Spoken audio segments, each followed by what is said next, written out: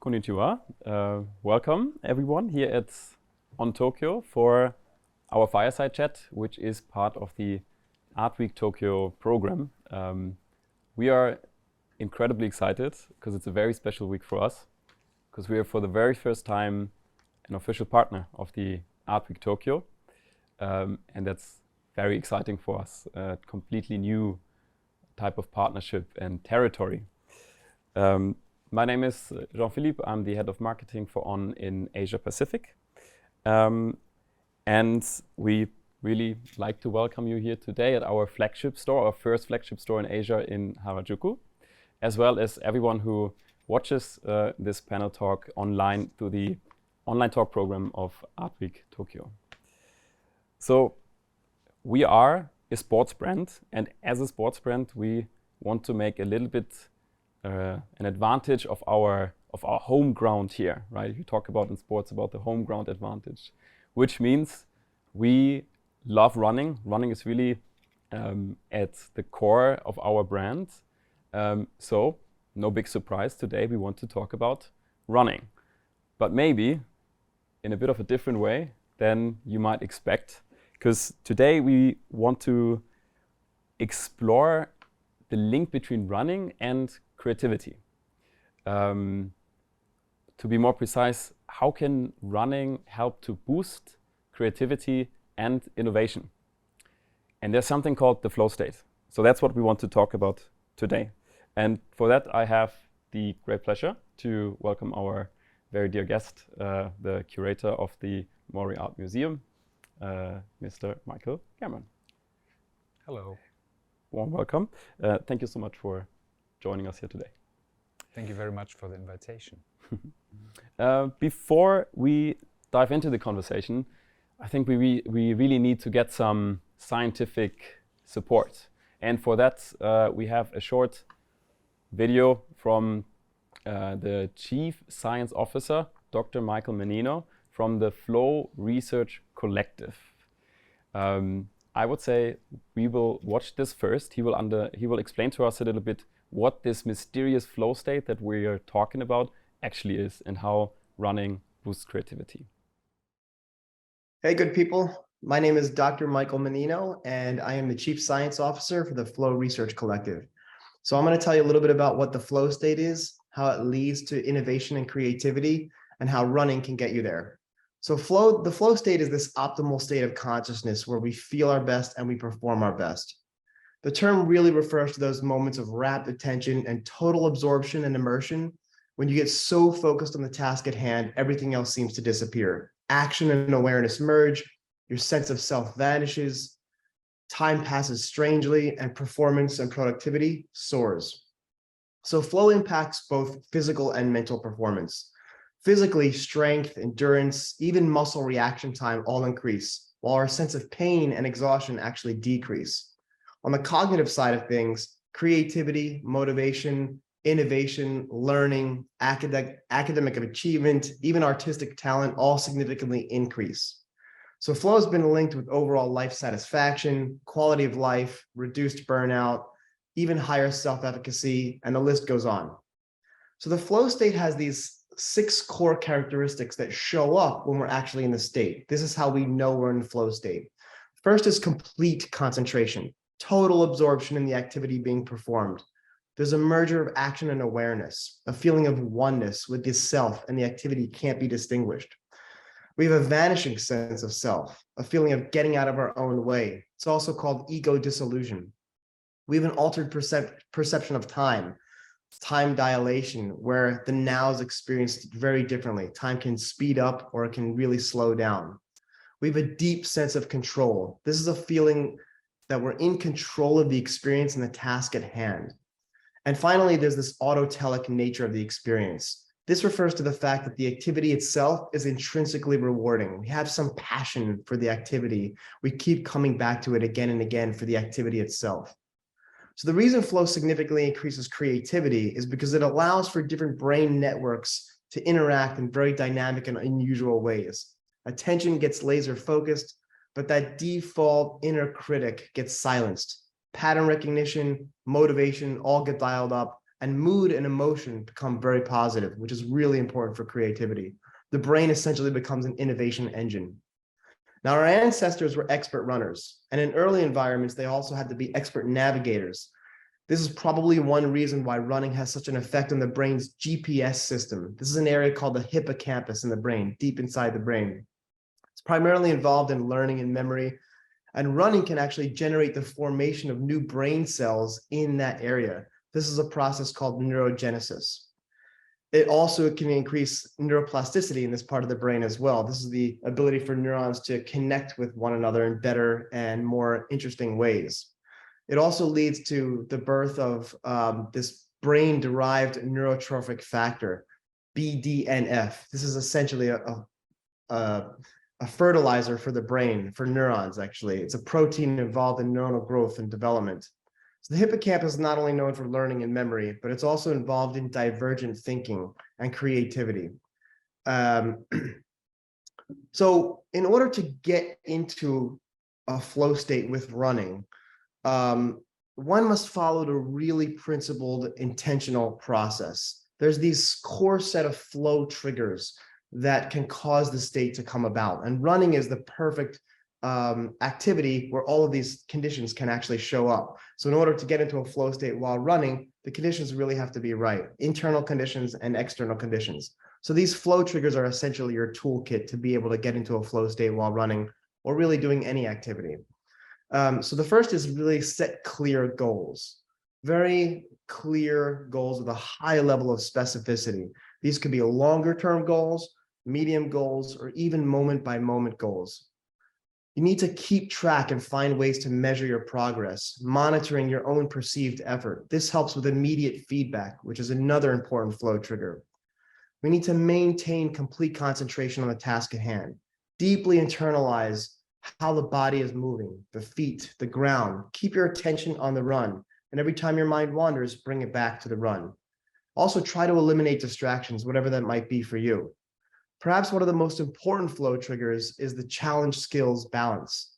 We need to consistently fine-tune the balance between the skills, your skill set at running, and the perceived challenge of the run. Always paying attention to when you need to raise the stakes or lower them. This will keep you in that sweet spot for flow. There's other flow triggers as well: novelty, unpredictability, deep embodiment that you can use to foster flow for running. And if you keep these flow triggers as your toolkit always in mind, you'll find that immersive, amazing state of flow every time. Enjoy. All right. Wow. Yep. I think I mentioned before we would be talking about running in a very different way today. Martin, maybe let me briefly recap a little bit what I took away from that conversation, but keen to hear your thoughts then as well. So I know that flow, when we're in the flow state, that means we're really doing something good for ourselves, both mentally and physically, so for our mind and for our body. So we get super focused. It was mentioned, we get out of our own way. So we remove distractions, remove certain blocks. Therefore, we have a deep sense of control. And effectively, we are on a very high mood, like very positive thinking, motivated. And I like this term of the brain becomes an innovation engine. Then the second part was to understand what actually happens, like why is that the case? So what does running actually trigger? And there was explained like the brain network, what happens in the brain, connecting brain cells with each other in a new way that didn't exist before, further developing brain cells, building new brain cells. So it seems like there's a lot of things happening in the brain while we're running. And you told me earlier you're an avid runner yourself, running half marathons. So first question maybe, can you relate to this feeling that Dr. Michael Menino describes? Well, I have never heard it in that kind of comprehensive way, and so I'm really surprised what happened when I did this last half marathon. I didn't know that so much different biochemical process were going on in my body. But I can relate in that in a certain way. Yes, I can. But it's not that I'm getting all the time in this flow state, because I think you need to get to a certain level. Yeah, fully agree. And I think it was also described to me as like, it's something that really is beneficial in the long run. But sometimes you have this eureka moment during a run. Exactly. When you're, that you just described as well. Yeah. So do you sometimes feel when you come home from a run, I know, like, of course it's a performance for the body, so you feel exhausted, but this exhaustment can also sometimes feel that you're more energized afterwards, or even, I'll put the word out there, even more creative? No, more in order. Okay. And that I like a lot, because when I'm going running, I'm often trying to recapitulate what I did over the day, or what I want to do in the future. And actually it's something which helps me to bring order in my thinking. And often when I'm coming home, I see the things more clear. Wonderful. So is that sometimes that you are in a situation where you really feel like, hey, now I need to go for a run, because you're not in order in your mind, that you purposely go out there because you know this is what you can get back from running? Yeah, and I like it a lot also to work in a team, and it's beautiful because this flow state does not only exist in running or in sports, it can also happen when you work with a team, and it's very, very nice if you get in that state, which is not always easy to trigger, but yeah, absolutely, I can relate to that. Maybe how do you get in that state with the team? Do you have an example for such a trigger, or? I think some things have to come together, and also often it has to do with maybe giving up control. So we heard a lot control, but I think giving up control can also produce a certain flow state, which is quite ambivalent beauty of this flow state. Yeah. I mean, we're here in a very special week, the Art Week Tokyo, and it's of course a week where a lot of people come together. From our very own perspective, our mission is to ignite the human spirit through movement, and of course, we just talked about it earlier, but movement was so much limited over the last 2 years, 2-3 years. So maybe describe briefly like what it means for you to be here in Japan, be able to travel to Japan and meet so many people from the arts community. Yeah, especially this week is of course fantastic, because today I saw already so many international faces coming in, people you haven't seen before in this city, and I think it really gives air and energy to this city. And also for myself, I'm working half from Germany and half from in Japan itself. It's also wonderful to have the ability to move again, but I think this pandemic time was also eventually good to recalibrate a little bit and to think, how much do we have to move? But these are maybe things we can talk about later also. Yeah, absolutely.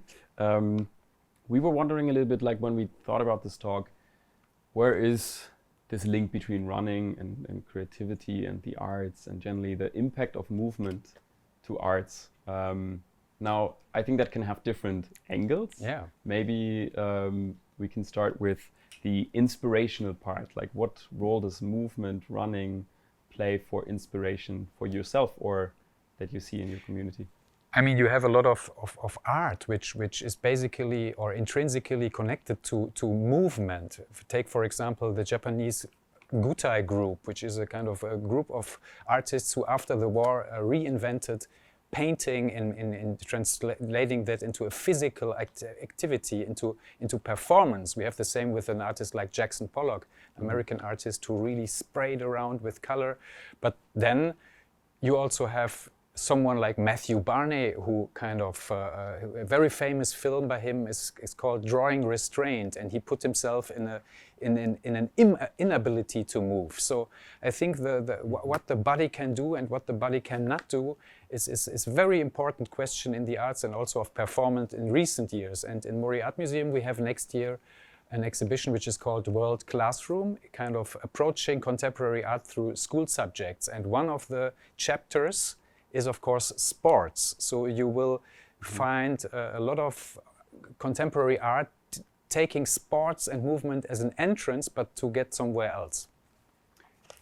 Is there then, picking up on that example, a certain message that you also want to the audience to take away from that? Because that sounds a lot like the movement is in the process, but it's also part of the experience for people that visit these exhibitions.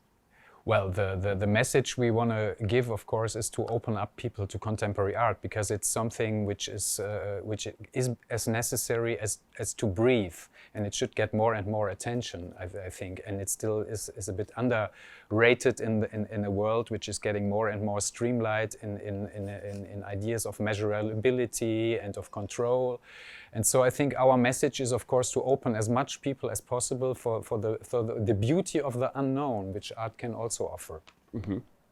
Beauty of the unknown. That sounds like sometimes we go out for a run as well and don't know where it actually takes us. We don't know where it brings us. It's the same as kind of having a meditation and letting the thoughts go back and forth, and you don't know where you end up. I think it's something... Mm-hmm. And I think it's a capacity art also has in its best senses. Yeah, that's very interesting. Can change our perspective on life. Yeah. We actually, I think, try to analyze this now throughout the Art Week Tokyo program, but also like our collaboration with the Flow Research Collective. Where we had a 30-day run challenge for individual creatives. There could be musicians, we had a chef there, still excited to see what he comes up with at the end. But like to really analyze like this, the impact of movement to their creativity. And many of them also like were not, avid runners before, so have a totally new approach. Do you have, you mentioned some examples of like artists that really embrace movement. Is there someone that really stands out for you at this time? We have one artist at the moment who's in the Mori Art Museum. There's an exhibition which is called "Listening to the Sound of the Earth Turning," and the artist's name is a Dutch artist whose name is Guido van der Werve, and he's also an avid marathon runner, and he kind of used I think the experiences he made in marathon and going to extremes, he used that to translate that into really poetic and easy but very complex at the same time films which are very open to the audience. So he actually transforms his marathon experiences into art. Okay. Wow, we definitely need to I hope so. Go and visit and see this one. This always is, welcome. Sounds very exciting. Quite curious how that comes to life. Is there, like, for you, what are you mentioned you used running to get order in sometimes in like an everyday situation. Is there something that you particularly use as a kind of activity to generate more creativity? If you're seeking for that one, that maybe is also as surprising as we learned about running, that it actually sparks creativity? Yeah, as I said before, I think for me it's rather to bring a little bit order in the creative process, because I'm constantly busy with developing ideas and thinking in a holistic way about things, and this is how it helps me, and probably this is a part of the creative process. And indeed, I often go for a run if I'm in a cul-de-sac. So this is a personal experience. Yeah. I'd like to talk a little bit about how we use the, either the order or the creativity that we generate through, for example, running. And we believe that's that we really need to drive progress through innovation. So I would like to talk a little bit about that.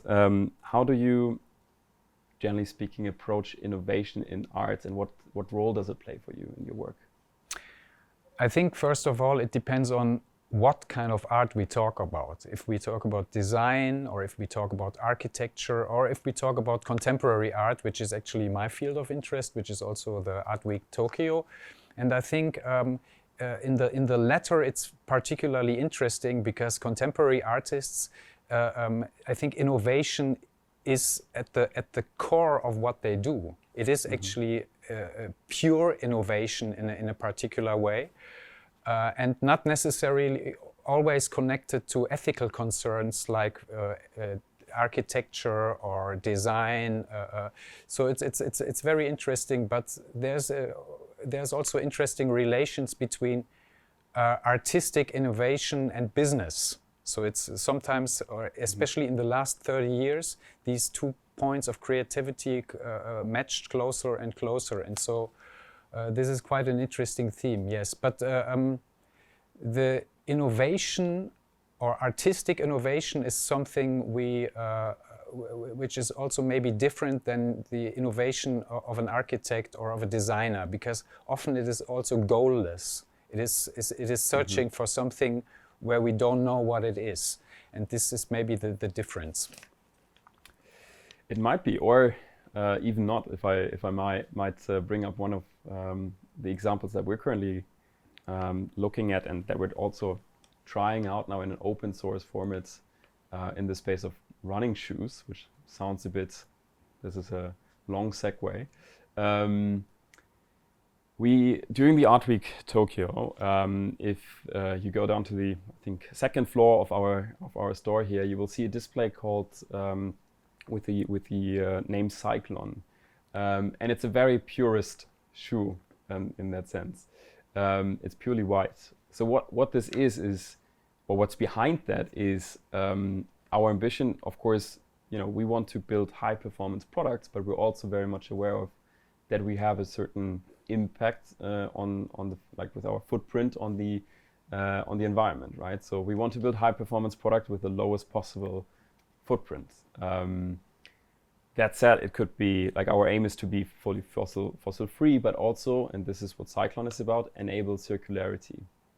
How it works, just briefly, is that it's actually, we call it the shoe you never own, because you subscribe to a program and you receive the shoe, and when you run through the shoe, and after 6 months you can send it back and you get a completely new one, which is fully recycled out of previous shoes. So it has zero waste, and the shoe that you send back will influence the next creation of products. And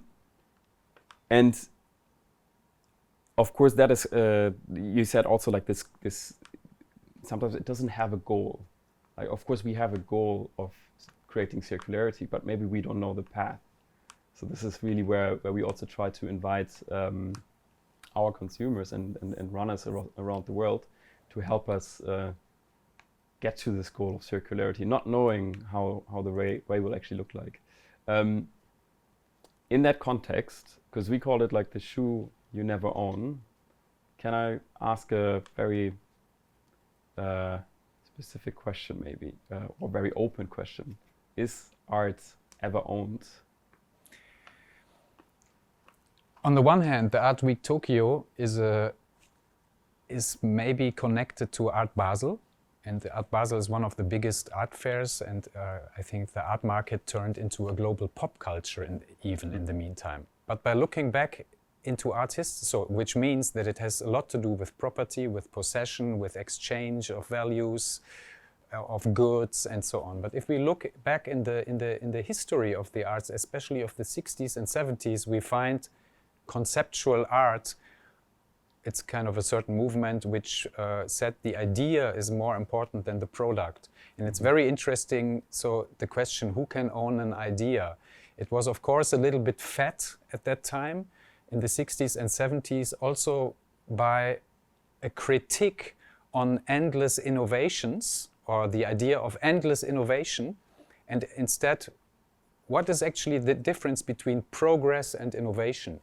Because this is an interesting question. I think these days we are often in endless loops of innovation, but we forget a little bit about social progress.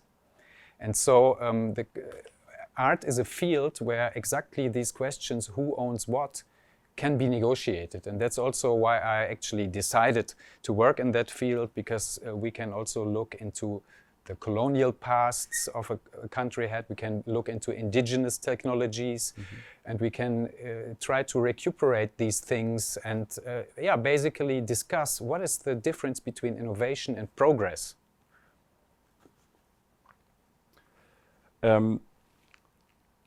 I think that's a super interesting one, because as we, as I mentioned just now, like the role of innovation to drive progress, we see this connection. But I think what you described as well is like sparking this conversation about it in the first place. And obviously that means for us, for example, a huge change in how we approach our work, right? Because of course, as a product creating company, we were very much about providing people with additional products. But I think through this conversation, and as I mentioned, like this open source approach, our goal is fundamentally to invite the communities that we're working with to shape the future together and find those solutions. So I like that reference.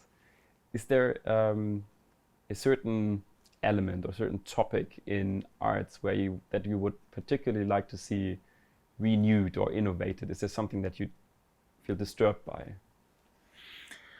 I think, as I said a bit earlier, I think it would be interesting if people look really and respect artists more for what they do, for the decision they take to go such an adventurous trajectory of inventing products which maybe no one needs. I think this is something I would like to really change, to open it up.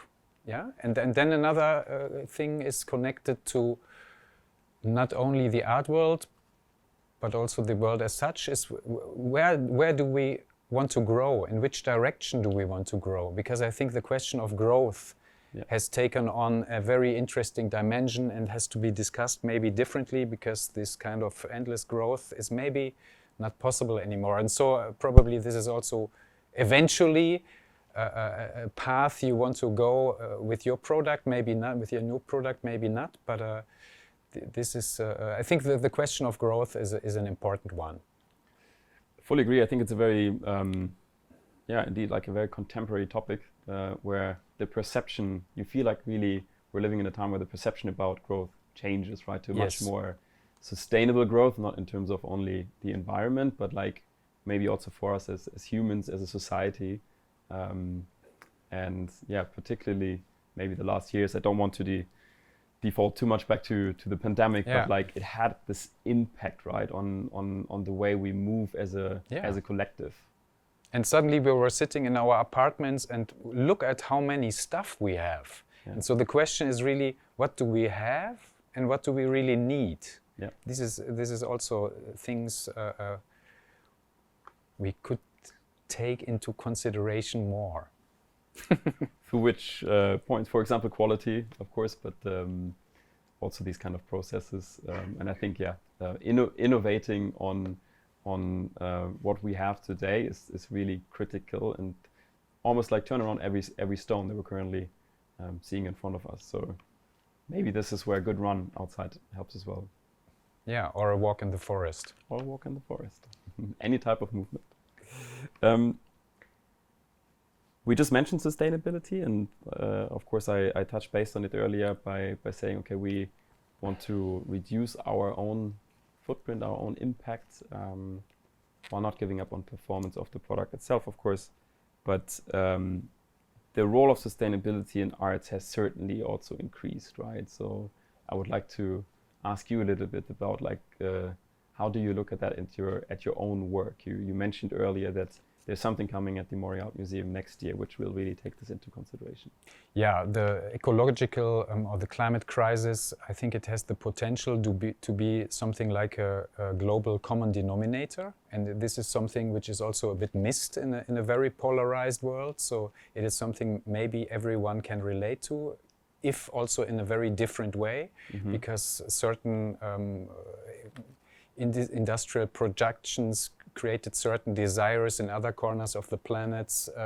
It's not so easy to bring all that into sustainably everywhere and now directly.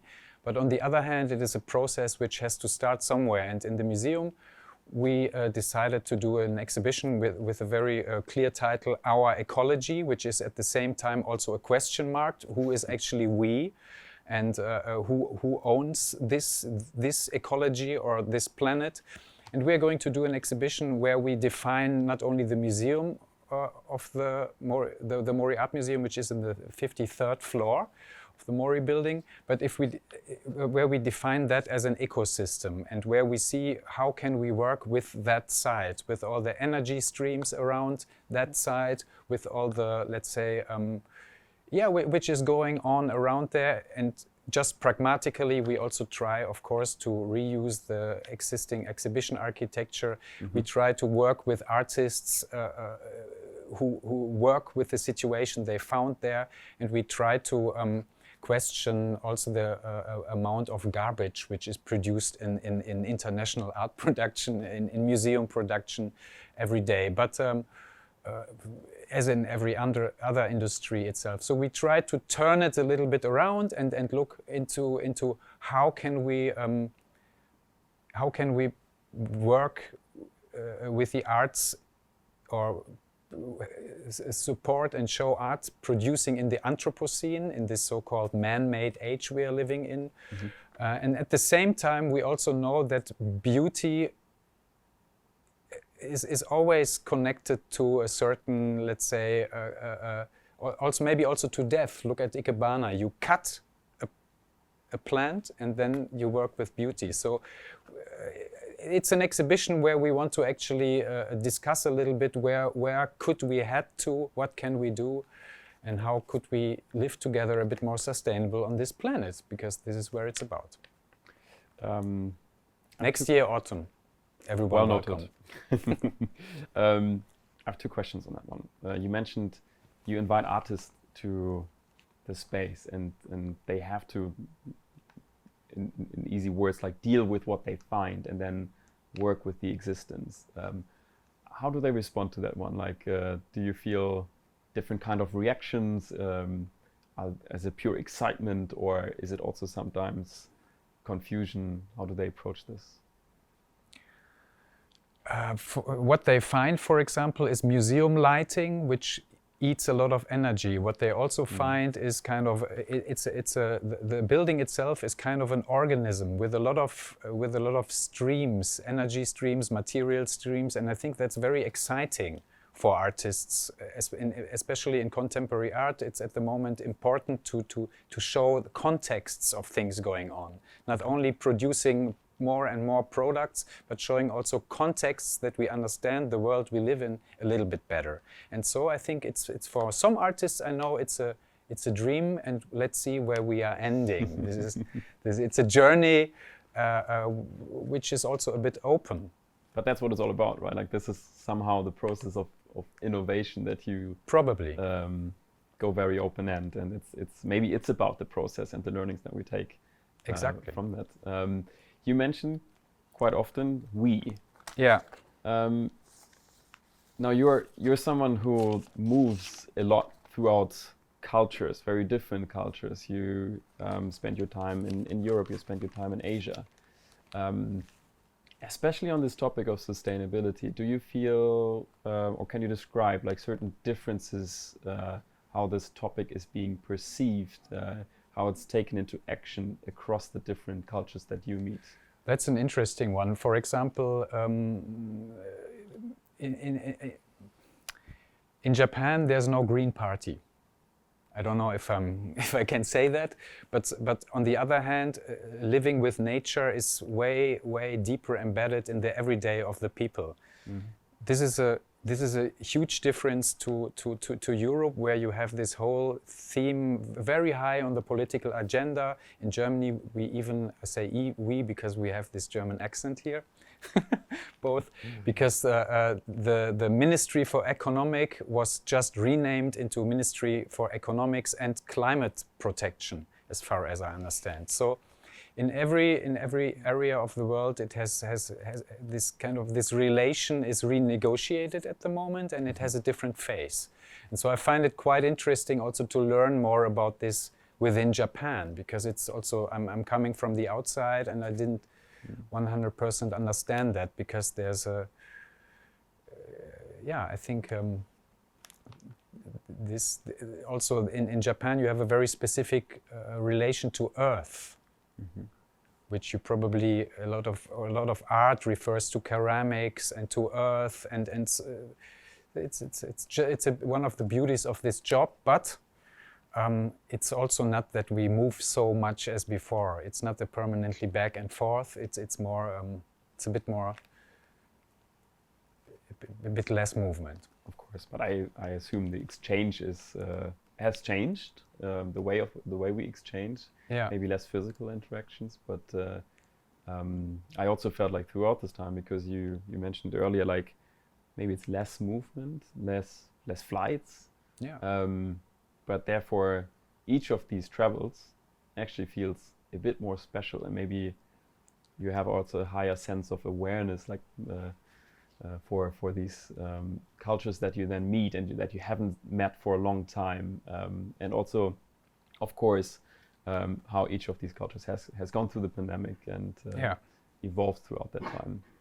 Yeah, because we shouldn't forget that culture is defined by difference. So every culture can only define itself through seeing itself in the mirror of something else, and probably that got also a bit lost. Final question for you. What is your favorite place to run in Tokyo? So, what I say now something very basic, because I'm doing that every day, and it's around this Emperor's Palace because it's the only course I know by now.